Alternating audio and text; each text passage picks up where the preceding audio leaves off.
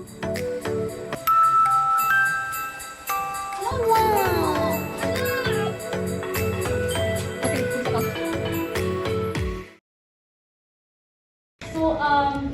this study aims to determine whether tutoring or writing positive comments about your group mates improve group collaboration. So, tingnan mo yan, yung A, na-represent niya yung B.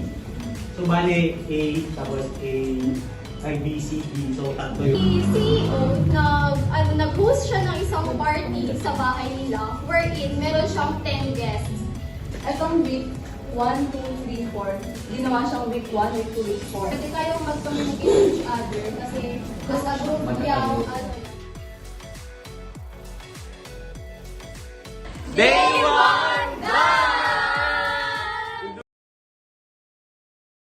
Magsusulat kayo ng mga positive na nakikita yung ginagawa ng group mates ninyo.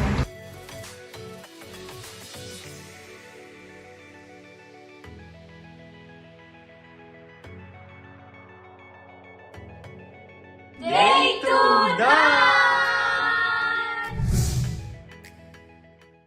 Yun yung magiging palatandaan kung sino yung susulatan ninyo ng group mates.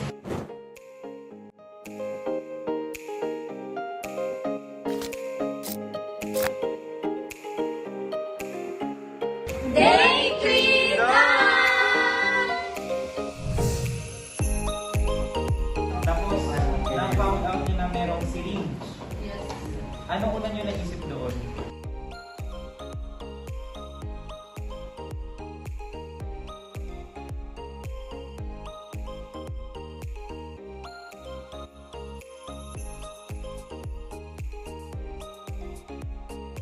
Day